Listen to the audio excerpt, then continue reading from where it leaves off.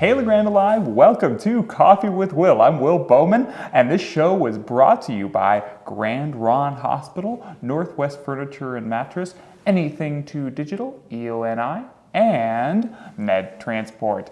See these guys, give them a big thank you. We couldn't do this without their sponsorship dollars. And I am here today with Dr. Dixon, and it's Ed, right? Edward Dixon. Dr. Edward Dixon, who is an accomplished cellist. That's how you pronounce it, right? Cellist,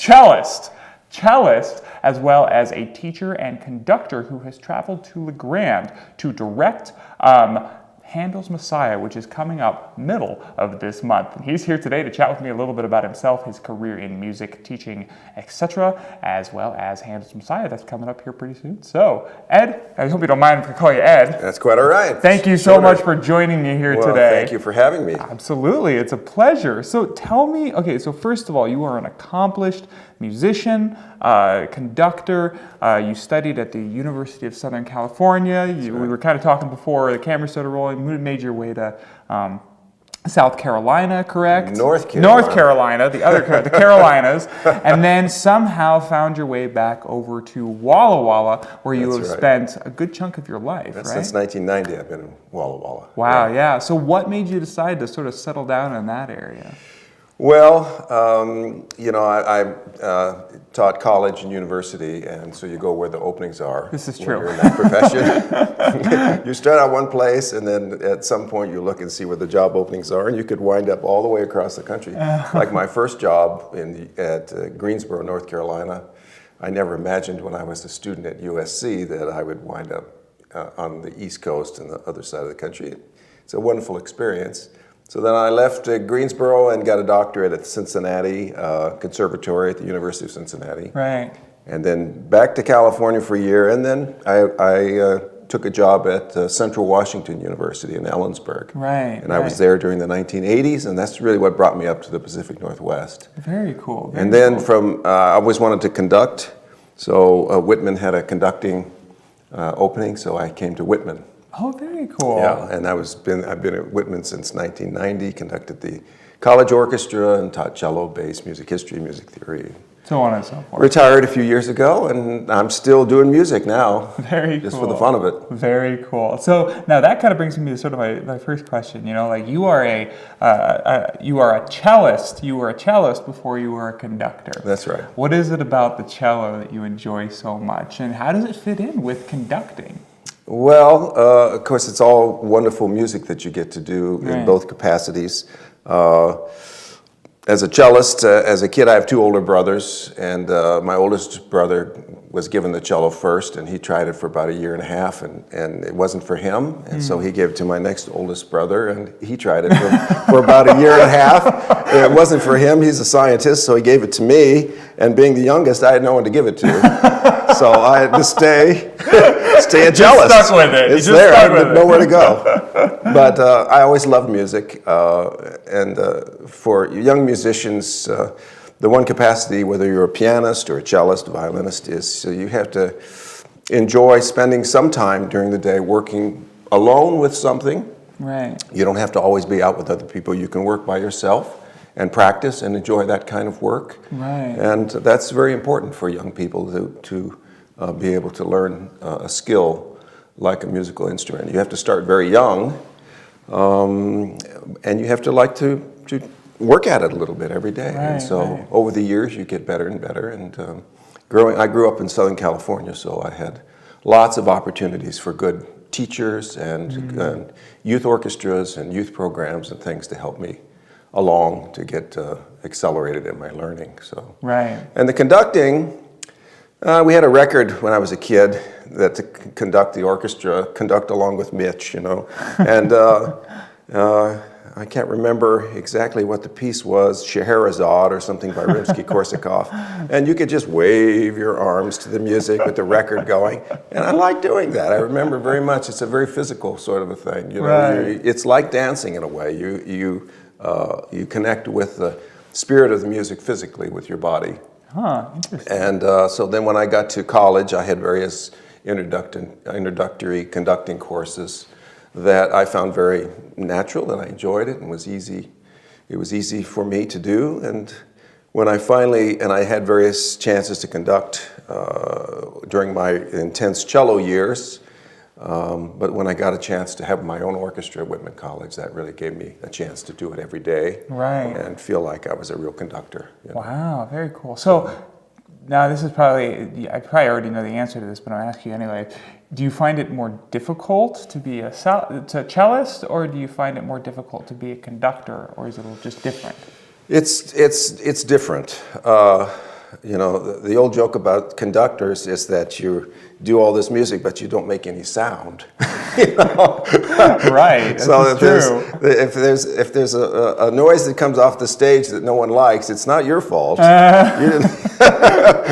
So you're just waving a stick around. Right. So being a cellist, you have to work, you know, every day to make sure that you're physically in tune with the instrument and you're ready to perform at the concert, and the music comes out the way you want it to come out, and that's a certain kind of discipline. And you're training muscles like a ballet dancer. You can't just sit down and say, I'm going to be an instrumentalist. You have to train muscles, and there's a certain strength and relaxation that all comes with being good at something. You could take a lumberjack and put them at a cello, and their fingers wouldn't be as strong as a young cellist, thin little girl who can play all over the instrument, because it's a very specific kind of muscle training, you know, different kind of strength.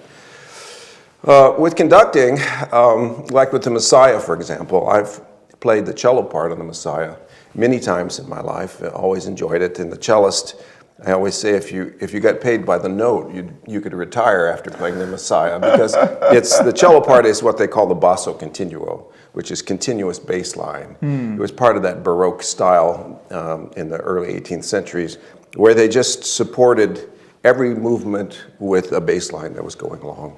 Cello, cello, cello, cello. No matter what was going on, singers, it's always the cello playing every note. Cello, cello, cello, cello. Next movement, cello, cello, cello. So there's probably some cello in there somewhere, wasn't there? Yeah. So if you got paid by the note, you could retire. So I've done that many times, and you have to, of course, be responsible for making sure that bass line fits beautifully with everything, and that's a certain kind of skill. But I don't have to worry about whether the soprano knows their part, or whether the chorus is together on all. You know, I don't have to worry about all of that. But as conductor, you're responsible for the performance of everyone on stage, and the coordination of everything on stage, and the general sound and effect of the performance and the group and the music making. It's a very different kind of responsibility. And in that way, it's very challenging and very gratifying and fun. So I've never conducted the Messiah before. That's one of the reasons why when Marie Rampton asked me to do this, I said,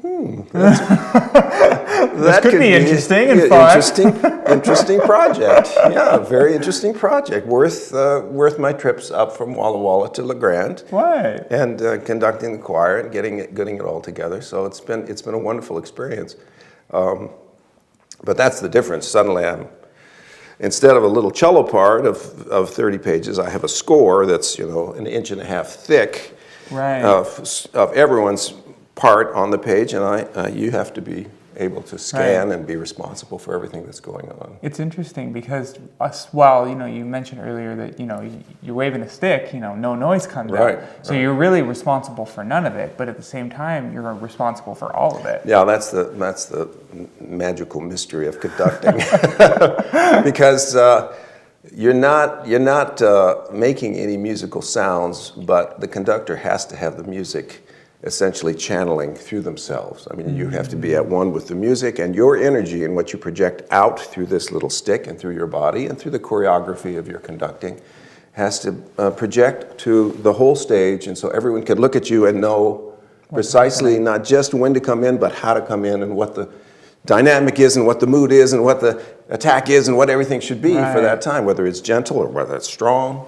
You're channeling it through your body. So in that sense, you are the music itself, sort of. Interesting. You kind of take you give the player sort of a physical body of the music by which to sort of bring themselves on board? The term total vibe, man. It's your vibe.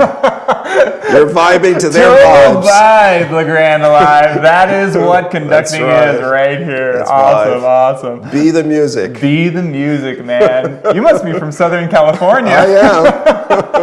I had that vibe going a long time. The vibe going a long time. All right. So we talked about the music. We talked about conducting. Let's talk specifically a little bit about Handel.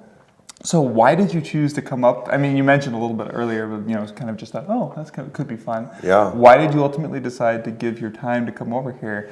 And then, what is Maroon mentioned you might be making some changes this year. What are those, and how are they going to work out? Yeah, they've the choir is mostly from the LDS Church here in town, and the musicians are parts of the Grand Ronde Symphony. And just the general, all the musicians, not only here, but also from Baker, come together. So it's a wonderful group of musicians and people who have, from my understanding, wanted to do and have done the Messiah performance for several years now in a row. And so there's a tradition of doing this, and they look forward to doing it. Their conductor from the last few years, the high school choral director, Kevin Durfee, I believe his name is, couldn't do it this year, so they needed a conductor, so that's where I came in. Right. So the tradition and the desire to do this great work by Handel that's associated with Christmas is there in the community. So all I had to do was come and lead a group of singers and instrumentalists who already, in many ways, know this music because they've done it before. Yeah. So we're not starting from scratch. Right. And so that was very important. And it's one of the masterpieces of classical music, and it's one of the few really big classical works that you can associate with the Christmas season. That seems odd to say with so much Christmas music out there. Right. But most Christmas music is of a more popular nature or some kind of a Christmas carol or folk song. Right. There's very little that was composed by a serious classical composer like Handel that fits beautifully with the Christmas season. And the irony is that it really wasn't written for the Christmas season, it was written for the Easter season. Right. Because part one, the Handel's Messiah, is about a 2-hour work in 3 parts. And the first part is all about the coming of Jesus, the foretelling of the coming of the Messiah, of the baby Jesus, and the shepherds and the angels foretelling. And so that fits beautifully with Christmas. And very often, groups choose at the Christmas season to just do the first part, which is an hour of music, and it's plenty if you're going to do that part of the Messiah, then maybe some Christmas carols or something. It makes for a wonderful Christmas program. Right. But then the second part is the death of Christ, so has much more angst and much more soulful passion to that music, and it's great music. And then the third part is the resurrection, so it's very uplifting. Right. Very. It's kind of the traditional, like the da da da da da. Isn't that part of Handel?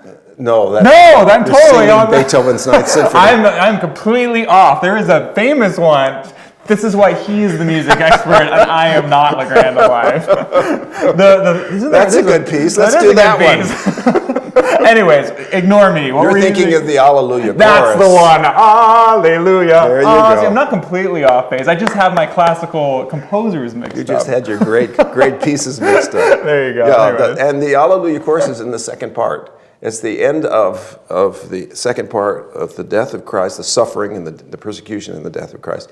But there's hope, and that's where that comes in at the very end. We're doing just about all of the first part, the Christmas part of the Messiah. And then there's so many great individual songs and pieces, part of 2 and part 3, that we're sort of doing the highlights of the second and third parts. It's too long to do it all. It's too much for most modern audiences can't sit through the whole thing. Right. We don't have as much time as they had in 1740. Back then they had said it, listen, not now. I've got Facebook posts to comment on, guys. Okay, Handel, I've heard that. Next. Where's the Alleluia? Right. Da da da da da da. Right now. But it's such great music. It's wonderful music. So we do the highlights after intermission, about half hour of the second and third parts. It's very abridged, Reader's Digest. Oh, okay. And you asked what's different this year. Well, I chose a few numbers, a few choruses that I love that they haven't done in the past few years. Right. And every conductor has his own way of piecing it all together. Right. When you have to abridge a 2-hour bit of music and pick out the highlights, it took me a couple of weeks of really studying the whole score and studying especially the second and third parts that I hadn't done as much. The first part, the Christmas part, is easy. You just go straight through it. Right. But the second, third part, you have to pick and choose. And I really had to study quite a bit to see, no, if I choose that one, then that doesn't fit with that one. If I choose that, it's not good for that. So it took quite a bit until I finally came up with a sequence of movements that I thought flowed well, that hit the highlights. And so that's different. Every conductor does different sort of abridgment of the piece. So this is something I didn't know. The performance that you guys do is not the full Handel's Messiah. No, we leave. Almost no one does the full Handel anymore. Oh, okay. How long is the full Handel? Well, Messiah? I think it's if you do all three parts, it's probably 2 hours of actual music.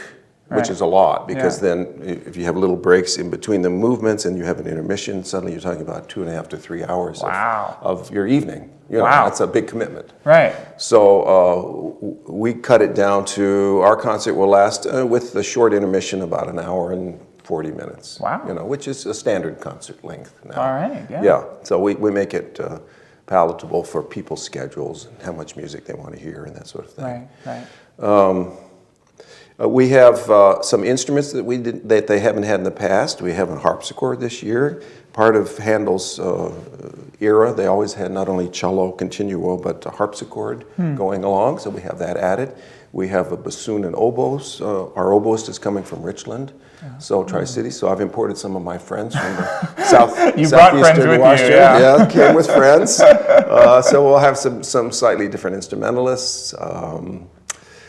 I'm sure we have some new singers that haven't sung before. All right. What's charming about the performance here is that I had 8 or 9 of the chorus members bravely get up and sing for me solos. And I auditioned all the solo singers. It's not easy for people to do, get up and sing for a conductor. But they bravely did that, and I tried to partition out all the different solo appearances that happen so that everyone gets a chance to get up and sing. And so our soloists are from the community, and they're very fine singers. Some are just absolutely outstanding young singers, but they're all doing beautifully on the solos. And so we'll have a little bit of a parade from the chorus, and then our soloists march up, sing their solo, march back, sing a chorus, and new ones come up. Is that the official conducting movement? Like when they are supposed to come out? That's right. That's their cue. That's their cue. Yes. But normally you have your 4 soloists just sit, in front of the orchestra. Right. They're professional singers. They sit and wait calmly, serenely until it's their turn, and then they can stand and sing. Right. But ours will be coming from the chorus. And I've been reading up about the early performance of the piece. You want to know a little history. And apparently in the very first performances, even the debut in London, the soloists did that. They sang they were required to sing in the chorus and then come up and sing their solo and go back and sing in the chorus again. And these were famous opera singers of the day. Really? So yeah, we're right in tradition with what Handel had them doing. It's very nice. Well, very, very cool. Yeah. Well, awesome. Well, thank you, Dr. Dixon. I really appreciate your time. We're kind of wrap it up here. December 16th. December 16th. And I was going to ask, like, so, maybe, someone's watching this interview who's Sure. like, classical music, Handel's Messiah, do I have an hour and a half my evening?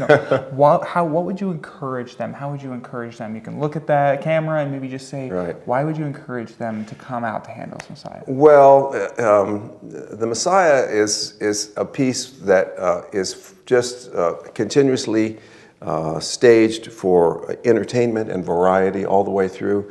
There's no number in the variety in the Messiah that lasts more than about 2 or 3 minutes. So it's the same as listening to your radio as far as popular music. Oh. Yeah, Handel knew how to create. He was a great opera composer. So he knew how to stage a wonderfully entertaining piece of music in all the great entertaining styles of his day. And that's basically what the Messiah is. It's on a Christmas theme, but when you come, you hear one short, beautiful little piece followed by another, followed by a singer, followed by a tremendous chorus, followed by another beautiful singer, followed by this. So it's constantly changing. The entertainment value is very, very high. And at the same time, you hear this timeless music. I mean, Handel was just one of the 2 great masters of his day, along with Johann Sebastian Bach. They were both born in the same year, and they're both 2 of the giants of music history. Huh. And Handel was the one who really did all the public performing in London. He was the opera composer, and he knew how to entertain. That was his job. And so Handel's Messiah is one of the most entertaining pieces of music you'll see. And it just, it's something that will give you the spirit of Christmas like no other piece. Right. I mean, the only other piece of music that is associated with Christmas is the Nutcracker Ballet, which I'll do next week in Walla Walla. Cello. Swapping positions. Yeah, but the dancers will be up there. We'll do the Nutcracker in Walla Walla, and then the next week I'll come here and do the Messiah. Wow. So my Christmas is very full. He's got all the Christmas classical going on. That's right. Well, Ed, thank you so much for joining me, and thank you, LeGrand Alive, for tuning in. This has been Coffee with Will, brought to you by Grand Ron Hospital, Northwest Furniture and Mattress, Anything 2 Digital, EO&I, and Med Transport. Like I said at the beginning of this program, these sponsors make this programming possible. If you see them, if you see someone, if you're in their store, thank them, say thank you. You guys are great. You provide the community an invaluable service of being able to stay connected to what's going on and who's doing it. So thank you, LeGrand Alive. We'll see you next time on Coffee with Will. I'm Will Bowman. Tune in for more local content.